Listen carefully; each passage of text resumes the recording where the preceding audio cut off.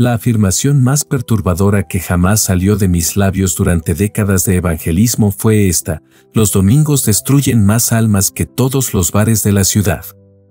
¿Te parece escandalosa? Debería. Porque después de predicar a millones y ver conversiones genuinas en todo tipo de personas, descubrí una verdad devastadora que la iglesia moderna necesita enfrentar con urgencia. Durante mis campañas evangelísticas, observé algo que me rompió el corazón: las conversiones más poderosas no venían de los bancos de las iglesias respetables, sino de los bares, prostíbulos y calles. Los borrachos caían de rodillas llorando por salvación, mientras que los asistentes dominicales perfectamente vestidos salían de las reuniones exactamente igual de perdidos que cuando entraron. Hoy vas a descubrir por qué la religiosidad superficial es más peligrosa que el pecado flagrante, cómo la respetabilidad religiosa puede convertirse en el mayor enemigo de tu alma, y por qué Jesús tuvo más problemas con los fariseos que con las prostitutas. Si asistes a la iglesia cada domingo pero nunca has experimentado el nuevo nacimiento, este mensaje puede salvarte de una eternidad perdida. La verdad que voy a revelarte perturbará todo lo que creías saber sobre la vida religiosa.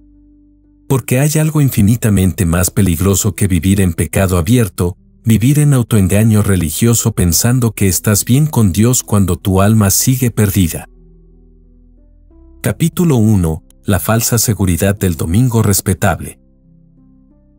Durante mis años predicando en las grandes ciudades, me enfrenté a una realidad que me mantuvo despierto muchas noches. Los lugares más difíciles para ver conversiones genuinas no eran las tabernas llenas de borrachos, sino las iglesias llenas de gente respetable.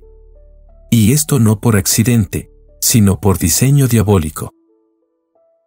Verás, el diablo es demasiado inteligente para intentar mantener a toda la humanidad en pecados groseros y evidentes. Él sabe que el pecado flagrante eventualmente lleva a las personas al fondo, y cuando tocas fondo, clamas a Dios. He visto a más borrachos convertirse genuinamente que a miembros de iglesia que llevaban décadas en sus bancas. La estrategia más brillante de Satanás es la religiosidad sin regeneración. Es mantener a las personas suficientemente cerca de la iglesia para sentirse seguras, pero suficientemente lejos de Cristo para permanecer perdidas. Es darles una forma de piedad que niega la eficacia de ella. Recuerdo a un hombre en Chicago que había asistido a la iglesia durante 40 años. Sabía los himnos de memoria, daba su diezmo fielmente, servía en varios comités. Cuando le pregunté sobre su experiencia de conversión, me miró confundido. «Hermano Moody», me dijo, «siempre he sido cristiano. Nací en una familia cristiana». Pero, le pregunté, «¿Cuándo naciste de nuevo? ¿Cuándo pasaste de muerte a vida?» Su respuesta reveló la tragedia: «Nunca tuve una experiencia así. Supongo que siempre fui salvo porque siempre fui a la iglesia». Ese hombre representaba a millones, inmunizado contra el evangelio por dosis regulares de religión sin regeneración. Su participación dominical había creado una falsa seguridad más peligrosa que cualquier pecado evidente, porque los pecadores evidentes saben que necesitan salvación. Los religiosos perdidos piensan que ya la tienen. La Biblia es clara: es necesario nacer de nuevo. No dice es recomendable o es tradicional. Dice que es necesario. Sin este nacimiento espiritual, toda la religiosidad del mundo no puede salvarte. Puedes cantar como un ángel, orar como un santo, dar como un millonario, y aún estar tan perdido como el peor pecador en el bar más sórdido de la ciudad. El domingo se convierte en destructor de almas cuando sustituye la conversión real con conformidad religiosa. Cuando la gente piensa que porque asiste a servicios, sigue rituales y mantiene respetabilidad externa, automáticamente tiene vida eterna. Es una mentira del infierno vestida con ropas dominicales. Durante mis campañas, Vi a prostitutas convertirse en santas y a borrachos transformarse en predicadores. Pero también vi a diáconos morir en sus pecados y a cantantes del coro enfrentar el juicio sin Cristo. ¿La diferencia? Los primeros sabían que estaban perdidos y buscaron salvación. Los segundos pensaron que su religiosidad los había salvado automáticamente. Capítulo 2. Los fariseos de banco, religión sin regeneración. La crítica más severa que Jesús dirigió durante su ministerio no fue para los recaudadores de impuestos corruptos ni para las mujeres de mala reputación. Sus palabras más duras fueron para los líderes religiosos de su tiempo: «Ay de vosotros, escribas y fariseos, hipócritas, porque recorréis mar y tierra para hacer un prosélito, y una vez hecho, le hacéis 2 veces más hijo del infierno que vosotros». ¿Por qué esta dureza hacia gente religiosa? Porque Jesús entendía algo que nosotros a menudo perdemos de vista: la religiosidad sin regeneración es el engaño más peligroso que puede experimentar un alma humana. Durante mis décadas de evangelismo, identifiqué las características de lo que llamé los fariseos de banco, personas que se sientan en iglesias cada domingo pero permanecen espiritualmente muertas. Son más difíciles de alcanzar que cualquier pecador endurecido porque han desarrollado inmunidad espiritual. Primero, confunden familiaridad con fe. Conocen el lenguaje cristiano, pueden citar versículos de memoria, entienden la doctrina correcta. Pero conocimiento sobre Dios no es lo mismo que conocer a Dios personalmente.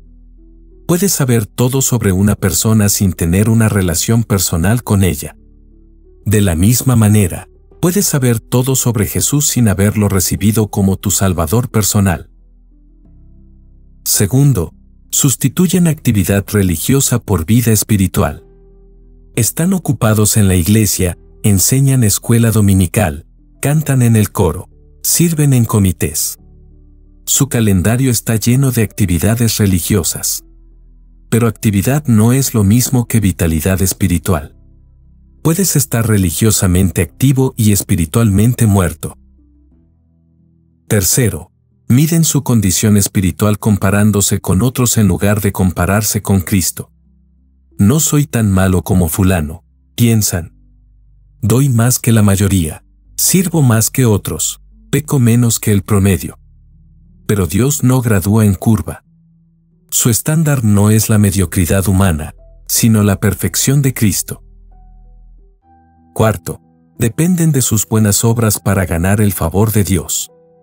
Piensan que sus actos de caridad, su asistencia fiel, sus sacrificios financieros los hacen aceptables ante Dios. Pero la Biblia es clara: por gracia sois salvos por medio de la fe, y esto no de vosotros, pues es don de Dios, no por obras, para que nadie se gloríe. Durante una campaña en Boston, conocí a una mujer que había enseñado escuela dominical durante 30 años. Era respetada en su iglesia, conocida por su generosidad y dedicación. Pero cuando le pregunté sobre su seguridad de salvación, comenzó a enumerar sus buenas obras como evidencia. «Señora», le dije gentilmente, «si llegara al cielo y Dios le preguntara por qué debería dejarle entrar, ¿qué le respondería?». Ella comenzó a hablar de sus décadas de servicio, su vida moral, su fidelidad a la iglesia. Pero, interrumpí, ¿qué pasaría si todo eso no fuera suficiente? ¿Qué si Dios requiere perfección absoluta? Por primera vez en años, vi verdadera convicción en sus ojos. Se dio cuenta de que había estado construyendo su esperanza eterna sobre arena religiosa en lugar de la roca sólida de Cristo. Esa noche, una santa de 30 años se convirtió genuinamente. Experimentó el nuevo nacimiento que había eludido décadas de religiosidad. Su vida cambió más dramáticamente que muchos borrachos que había visto convertirse, porque finalmente entendió la diferencia entre religión y regeneración. Capítulo 3. El autoengaño más peligroso del mundo. Si hay una trampa espiritual que ha enviado más almas al infierno que cualquier otra, es el autoengaño religioso. Durante mis años predicando, llegué a una conclusión escalofriante: es más fácil convertir a un pecador consciente de su pecado que a una persona religiosa inconsciente de su condición perdida. El autoengaño religioso opera bajo un principio diabólicamente simple: dar a las personas suficiente religión para tranquilizar su conciencia, pero no la suficiente para salvar su alma. Es como darle a alguien suficiente medicina para sentirse mejor, pero no la suficiente para curarse de la enfermedad. Recuerdo a un prominente miembro de iglesia en Nueva York que se acercó después de una de mis predicaciones. Su rostro irradiaba irritación. «Señor Moody», me dijo, «su mensaje sobre el nuevo nacimiento me ofende. He sido miembro de esta iglesia desde que era niño. Mis padres eran pilares de la congregación. He servido como diácono durante 15 años.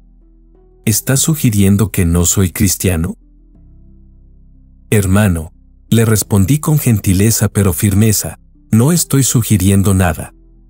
Estoy predicando lo que Jesús dijo: es necesario nacer de nuevo. Esa necesidad no tiene excepciones para miembros antiguos, hijos de cristianos, o diáconos fieles. O has nacido de nuevo, o no has nacido de nuevo. No hay término medio». Su respuesta reveló la profundidad del autoengaño: «Pero si yo no soy cristiano, entonces prácticamente nadie en nuestra iglesia lo es». Exactamente. Había tocado el corazón del problema. Muchas iglesias están llenas de personas religiosamente activas pero espiritualmente muertas. El autoengaño religioso es peligroso porque es muy sofisticado. No es como el autoengaño del borracho que dice puedo dejarlo cuando quiera mientras claramente no puede. El autoengaño religioso está respaldado por actividad real, conocimiento real, e incluso cierta moralidad real. Pero carece del elemento esencial: vida espiritual genuina. Estos autoengañados religiosos desarrollan lo que yo llamo inmunidad evangélica. Han escuchado el evangelio tantas veces en dosis diluidas que se han vuelto resistentes a su poder. Es como cuando el cuerpo desarrolla resistencia a un antibiótico: la medicina ya no funciona porque el organismo se ha acostumbrado a ella. Durante una campaña en Filadelfia, prediqué sobre la necesidad del nuevo nacimiento a una congregación que había escuchado sermones sobre salvación durante décadas. Noté algo perturbador: mientras los visitantes no religiosos mostraban convicción evidente, algunos lloraban, otros se movían inquietos en sus asientos, los miembros regulares de la iglesia permanecían impasibles. Después del servicio, un visitante se acercó llorando: «Señor Moody, nunca había escuchado que necesitaba nacer de nuevo. Pensé que ser buena persona era suficiente. ¿Cómo puedo ser salva?». Esa noche experimentó una conversión gloriosa. Pero un miembro de la iglesia comentó: «Otro buen sermón, hermano Moody. Aunque no estoy seguro de por qué enfatiza tanto el nuevo nacimiento. La mayoría de nosotros ya somos cristianos».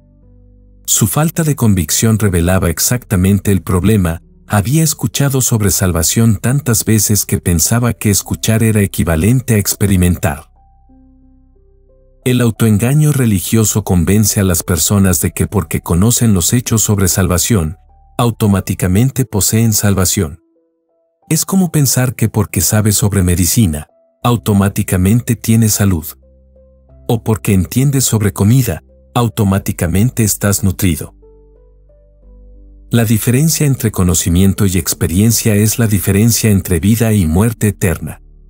Puedes conocer perfectamente que Cristo murió por los pecadores sin haber recibido personalmente el beneficio de su muerte. Puedes entender doctrinalmente que Él resucitó sin haber experimentado el poder de su resurrección en tu vida. Capítulo 4. Cuando la iglesia se convierte en barrera para Cristo.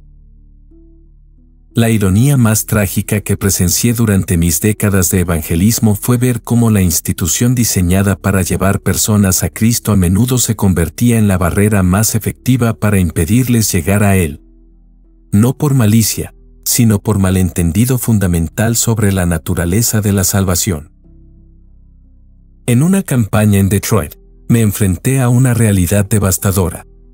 Los convertidos más genuinos y transformados no venían de las iglesias establecidas, sino de las calles, bares y prostíbulos. Mientras tanto, muchos de los miembros de iglesia más antiguos permanecían exactamente igual después de décadas de asistencia religiosa. Un pastor local me confesó su frustración: hermano Moody, tengo miembros que han asistido fielmente durante 30 años, pero cuando los visito en crisis o enfermedad, no tienen seguridad real de salvación.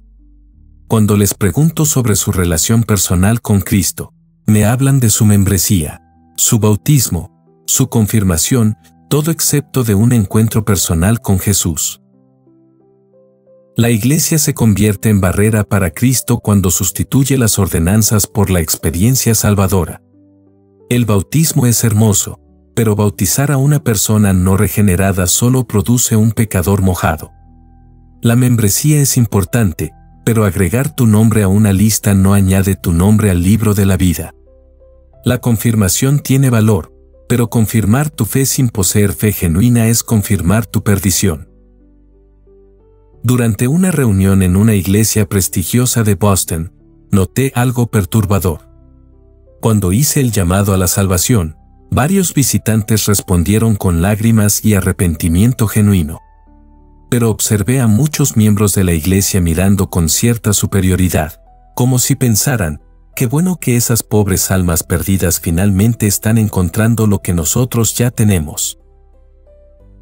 Después del servicio, conversé con algunos de estos miembros seguros. Cuando les pregunté sobre su experiencia de conversión, sus respuestas revelaron la tragedia: fui bautizado de bebé, crecí en la iglesia, siempre he creído, mi familia es cristiana desde generaciones. Pero, insistí gentilmente, ¿cuándo pasó de muerte a vida?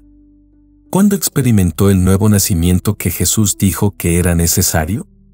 Sus miradas confusas mostraron que nunca habían considerado que necesitaran una experiencia personal de conversión. La iglesia también se convierte en barrera cuando enfatiza reforma moral sobre regeneración espiritual.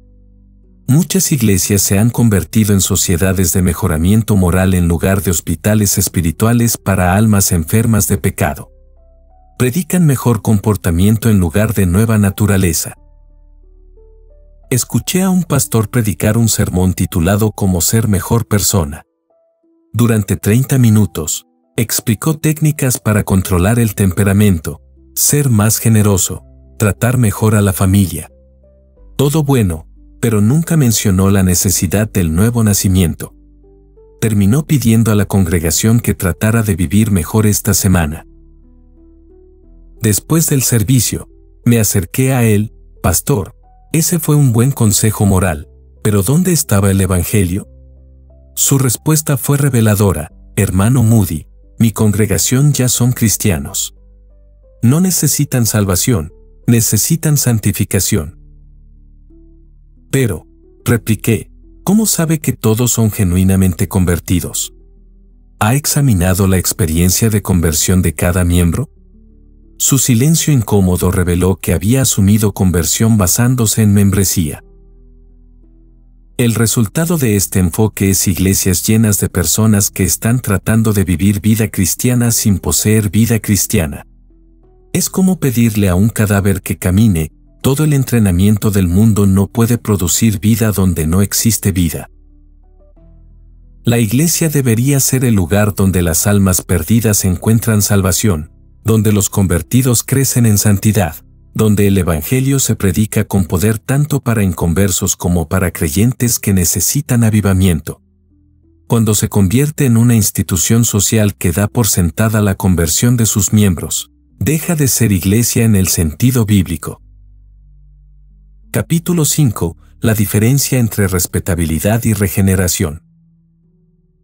Durante mis años de ministerio, desarrollé lo que llegué a llamar la prueba del espejo espiritual, una manera de distinguir entre mera respetabilidad religiosa y regeneración genuina. Esta distinción se convirtió en una de las herramientas más importantes en mi arsenal evangelístico, porque descubrí que muchas de las personas más respetables en nuestras iglesias eran espiritualmente las más perdidas. La respetabilidad religiosa es externa, la regeneración es interna. La respetabilidad se enfoca en la reputación ante los hombres, la regeneración se enfoca en la condición ante Dios. La respetabilidad se puede manufacturar, la regeneración solo puede ser otorgada por el Espíritu Santo. Recuerdo vívidamente a una dama en una de mis campañas en Chicago, M.R.S. Henderson, esposa de un prominente hombre de negocios. Era conocida por su caridad, su asistencia perfecta a la iglesia, su liderazgo en actividades benéficas. Cuando prediqué sobre la necesidad de nacer de nuevo, se acercó indignada. «Señor Moody», me dijo con tono helado, «he vivido una vida ejemplar. Nunca he faltado a mis deberes religiosos. Mi reputación en esta ciudad es intachable. ¿Cómo se atreve a sugerir que necesito nacer de nuevo, como algún pecador común?» «Señora Henderson», le respondí con toda la gentileza posible, «no cuestiono su reputación. Pero Jesús no dijo, es necesario tener buena reputación. Dijo, es necesario nacer de nuevo. Esa necesidad aplica tanto a personas respetables como a pecadores evidentes». Su respuesta reveló el corazón del problema, pero mi vida habla por sí misma. Mire mis obras, mi carácter, mi contribución a la sociedad. Estaba confiando en su respetabilidad para obtener aceptación con Dios. Le expliqué la diferencia fundamental. «Señora, imagine que viene a mi casa y toca la puerta. Cuando le pregunto quién es, usted responde, soy una persona muy respetable. Tengo buena reputación. He hecho muchas obras buenas. Todo eso puede ser cierto, pero no responde mi pregunta. Quiero saber quién es usted, no qué ha hecho». De la misma manera, continué, cuando llegue a las puertas del cielo, Dios no preguntará sobre su reputación o sus obras. Preguntará, ¿conoces a mi hijo? La entrada al cielo no se basa en respetabilidad, sino en relación personal con Jesucristo a través del nuevo nacimiento. La regeneración produce cambios que la respetabilidad no puede manufacturar. Una persona regenerada tiene nueva naturaleza, nuevos deseos, nueva perspectiva sobre la vida. La respetabilidad puede modificar comportamiento externo, pero solo la regeneración puede transformar el corazón. He visto a pecadores notorios convertirse y manifestar inmediatamente frutos de nueva vida que algunos cristianos respetables nunca habían mostrado. Su amor por las Escrituras, su hambre de oración, su preocupación por almas perdidas, su gozo en las cosas de Dios, todo esto brotaba naturalmente de su nueva naturaleza. Contrasta esto con muchas personas respetables que han asistido a iglesias por décadas pero nunca muestran apetito real por las cosas espirituales. Leen la Biblia por deber, no por deleite. Oran por ritual, no por relación. Sirven por reputación, no por regeneración. La diferencia se hace evidente en la manera como responden al Evangelio. Una persona regenerada, sin importar cuánto tiempo haya sido cristiana, siempre responde con gratitud renovada cuando escucha sobre el amor de Cristo y la salvación por gracia. Una persona meramente respetable a menudo responde con irritación o indiferencia, como si el mensaje fuera innecesario para alguien de su calibre moral. Durante una campaña en Nueva York, prediqué sobre el ladrón en la cruz que fue salvo en sus últimos momentos. Un hombre respetable comentó después, qué injusto que ese criminal reciba el mismo cielo que personas como nosotros que hemos vivido vidas decentes toda nuestra vida. Su comentario reveló que no entendía la gracia. Una persona regenerada se regocija cuando otros encuentran salvación, sin importar cuán tarde lleguen. Una persona respetable se siente ofendida porque piensa que su buena vida merece mejor trato que la gracia gratuita de Dios. Capítulo 6. Los convertidos de Bar VS. Los perdidos de banco.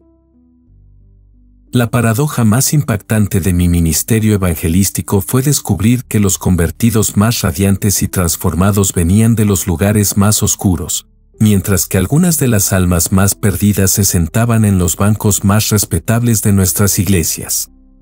Esta realidad trastornó todas mis suposiciones iniciales sobre quién era más receptivo al Evangelio. En mis primeros años de ministerio, asumía que las personas con trasfondo religioso serían más fáciles de alcanzar. Tenían conocimiento bíblico, entendían el lenguaje cristiano, ya estaban en el ambiente correcto. Pensé que predicar a miembros de iglesia sería como predicar a un coro, todos ya estarían básicamente de acuerdo. Qué equivocado estaba. Descubrí que las personas con mayor exposición religiosa a menudo tenían la mayor resistencia al evangelio genuino. Habían desarrollado una inmunidad espiritual que los hacía prácticamente inaccesibles al poder convencedor del Espíritu Santo. Jerry O'Sullivan cambió mi perspectiva para siempre. Era un borracho irlandés que vivía en los barrios bajos de Chicago, conocido por su violencia cuando estaba ebrio y su blasfemia cuando estaba sobrio. Los cristianos respetables cruzaban la calle cuando lo veían. Pero una noche, completamente borracho, tropezó accidentalmente en una de nuestras reuniones al aire libre. Cuando prediqué sobre el amor de Cristo por los pecadores, Jerry comenzó a llorar. Sus sollozos se intensificaron hasta que finalmente gritó: «Dios, ten misericordia de mí, pecador». Esa noche, el borracho más notorious del barrio se convirtió genuinamente. La transformación fue instantánea y radical. Jerry dejó de beber inmediatamente, cambió su lenguaje completamente, comenzó a buscar trabajo honesto. Pero más que eso, desarrolló un hambre insaciable por la palabra de Dios. Aunque apenas sabía leer, pasaba horas cada día deletreando versículos bíblicos. Su gozo era contagioso, su testimonio poderoso. 6 meses después, Jerry había llevado a más personas a Cristo que algunos miembros de iglesia que conocía habían alcanzado en décadas. Su conversión fue tan evidente que hasta sus antiguos compañeros de bebida comenzaron a preguntar qué le había pasado. Contrasta esto con Margaret Whitfield, prominente miembro de una iglesia prestigiosa, maestra de escuela dominical durante 20 años, líder de varias organizaciones benéficas. Cuando prediqué en su iglesia sobre la necesidad del nuevo nacimiento, ella se acercó después con objeciones sofisticadas. «Señor Moody», me dijo con tono condescendiente, «su mensaje es demasiado simplista. La salvación es un proceso gradual de crecimiento moral y espiritual. Esta idea de conversión instantánea es para personas sin educación que necesitan experiencias emocionales dramáticas». Intenté explicarle que Jesús no ofreció opciones cuando dijo es necesario nacer de nuevo, pero ella tenía una respuesta teológica para cada punto. Su conocimiento bíblico era impresionante, su articulación excelente, su confianza total. Pero carecía completamente de vida espiritual genuina. Margaret nunca se convirtió. Murió años después, respetada por todos en su comunidad, elogiada en su funeral como una de las mejores cristianas que conocimos. Pero yo había visto su corazón, orgulloso, autosuficiente, dependiente de su propia justicia. Su religiosidad sofisticada había sido su perdición. La diferencia entre Jerry y Margaret ilustra una verdad bíblica profunda: los publicanos y las rameras van delante de vosotros al reino de Dios. ¿Por qué? Porque los pecadores evidentes saben que necesitan salvación. Los religiosos perdidos piensan que ya la tienen. Jerry sabía que era pecador. Su necesidad era obvia, su desesperación real, su gratitud por misericordia genuina. Cuando escuchó que Cristo había muerto por pecadores como él, lo recibió con fe simple y transformadora. Margaret pensaba que era justa. Su conocimiento religioso había alimentado su orgullo espiritual.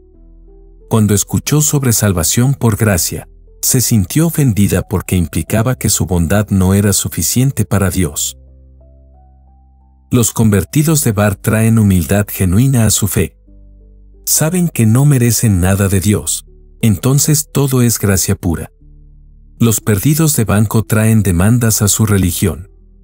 Piensan que Dios les debe salvación debido a su respetabilidad. Capítulo 7. La inmunidad evangélica, cuando el corazón se endurece. En mis décadas predicando el Evangelio, descubrí un fenómeno espiritual devastador que llamé inmunidad evangélica, la condición donde una persona se vuelve progresivamente resistente al poder convencedor del Evangelio debido a exposición repetida sin respuesta genuina. Es como cuando el cuerpo desarrolla resistencia a un medicamento, mientras más exposición sin efecto, menos efectivo se vuelve el tratamiento. Esta inmunidad no se desarrolla en las calles o cantinas. Se desarrolla en las iglesias, entre personas que han escuchado el Evangelio tantas veces de manera diluida que han perdido la capacidad de ser conmovidos por su poder. Es la tragedia más grande que puede ocurrirle a un alma humana, volverse inmune a la única medicina que puede salvarla. Durante una campaña prolongada en Boston, observé este fenómeno de primera mano. Prediqué en la misma iglesia durante varias semanas consecutivas. Las primeras noches, algunos miembros regulares mostraron cierta convicción cuando prediqué sobre pecado y salvación. Pero gradualmente, noté que se volvían cada vez más impasibles. Un diácono veterano me explicó lo que estaba presenciando. Hermano Moody, hemos escuchado sobre salvación durante tantos años que ya no nos afecta. Sabemos que deberíamos sentirnos conmovidos, pero honestamente, todo nos suena igual. Es como escuchar la misma canción una y otra vez, eventualmente dejas de oírla realmente. Su honestidad me alarmó porque revelaba algo terrible. Había confundido familiaridad con fe, exposición con experiencia. Décadas de sermones sobre salvación no habían inmunizado contra la necesidad real de salvación personal. La inmunidad evangélica se desarrolla en etapas predecibles. Primero viene la familiaridad, la persona escucha el Evangelio regularmente hasta que se convierte en rutina. Segundo viene la intelectualización, comienza a analizar el mensaje doctrinalmente sin permitir que penetre emocionalmente. Tercero viene la resistencia, desarrolla argumentos sofisticados contra aspectos del Evangelio que lo harían sentir incómodo. Finalmente viene la impermeabilidad total, el Evangelio rebota en su corazón como lluvia en un techo.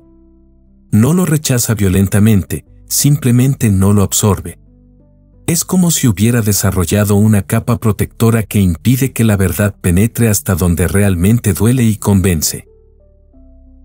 Recuerdo a Thomas Hardwell, profesor de seminario que asistió a varias de mis reuniones. Después de una predicación particularmente directa sobre el nuevo nacimiento, se acercó con una sonrisa condescendiente. Señor Moody, me dijo, admiro su pasión, pero su teología es rudimentaria. La conversión es un proceso mucho más sofisticado que esta experiencia emocional instantánea que usted describe. Los académicos hemos desarrollado una comprensión más madura de estos temas. Profesor, le respondí, ¿ha experimentado usted personalmente el nuevo nacimiento del que Jesús habló? Su respuesta fue reveladora, he crecido espiritualmente durante años. Mi fe se ha desarrollado gradualmente a través del estudio y la reflexión. No necesito el tipo de experiencia dramática que buscan las personas menos educadas. Thomas había usado su educación teológica para inmunizarse contra la necesidad de conversión personal. Su conocimiento sobre regeneración había sustituido la experiencia de regeneración. Sabía todo sobre el nuevo nacimiento excepto cómo recibirlo. La inmunidad evangélica es especialmente peligrosa porque la persona mantiene toda la apariencia de vida espiritual. Usa el vocabulario correcto, conoce las doctrinas correctas, mantiene la conducta correcta, pero carece del elemento esencial, vida genuina del Espíritu Santo. Esta condición explica por qué Jesús tuvo más éxito con pecadores evidentes que con líderes religiosos. Los pecadores sabían que estaban enfermos y necesitaban medicina. Los líderes religiosos habían estado expuestos a dosis tan regulares de medicina religiosa que pensaban que estaban sanos, cuando en realidad se habían vuelto inmunes al único tratamiento que podía sanarlos. La cura para la inmunidad evangélica requiere intervención divina especial. El Espíritu Santo debe quebrantar esa capa protectora de familiaridad y resistencia. A menudo esto sucede a través de crisis, tragedia o confrontación directa que penetra todas las defensas desarrolladas. Pero mientras más tiempo permanece una persona en estado de inmunidad evangélica, más difícil se vuelve la recuperación. Cada sermón que escucha sin responder, cada invitación que rechaza, cada movimiento del espíritu que resiste, endurece un poco más esa capa protectora hasta que se vuelve casi impenetrable. Conclusión. Amigo mío, después de décadas predicando a millones y viendo todo tipo de conversiones, llegué a esta convicción inquebrantable: no hay condición más peligrosa para tu alma que la respetabilidad religiosa sin regeneración genuina. Los domingos pueden destruir más almas que los bares porque crean la ilusión más perfecta de salvación sin la realidad de salvación. Si has estado asistiendo a la iglesia fielmente, conoces la doctrina correcta, vives una vida moral respetable, pero nunca has experimentado el nuevo nacimiento del que Jesús habló, estás en el peligro más grave que puede enfrentar un alma humana. Tu religiosidad no te salvará. Tu respetabilidad no te justificará. Tus buenas obras no te abrirán las puertas del cielo. Dios no gradúa en curva. Su estándar no es la mediocridad humana, sino la perfección de Cristo. Y la única manera de alcanzar esa perfección es a través del nuevo nacimiento, no mejoramiento del nacimiento viejo, sino nacimiento completamente nuevo. ¿Puedes señalar un momento específico cuando pasaste de muerte espiritual a vida espiritual? ¿Cuándo dejaste de depender de tu bondad y comenzaste a depender únicamente de la bondad de Cristo? ¿Cuándo tu corazón cambió de indiferencia hacia Dios a amor genuino por Él? Si no puedes responder estas preguntas con certeza, entonces toda tu religiosidad puede ser solo respetabilidad externa sin regeneración interna.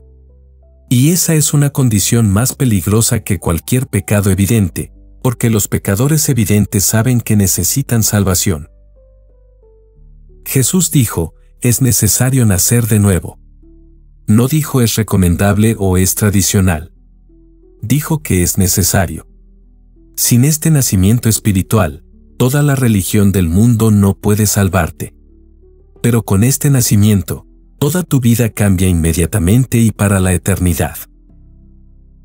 Hoy, mientras el Espíritu Santo aún puede penetrar tu corazón, clama a Dios: ten misericordia de mí, pecador. Necesito salvación tanto como el peor criminal. Vengo a ti no basándome en mi respetabilidad, sino en tu gracia. Recibo a Jesucristo como mi Salvador personal. No permitas que otro domingo pase sin asegurar tu salvación.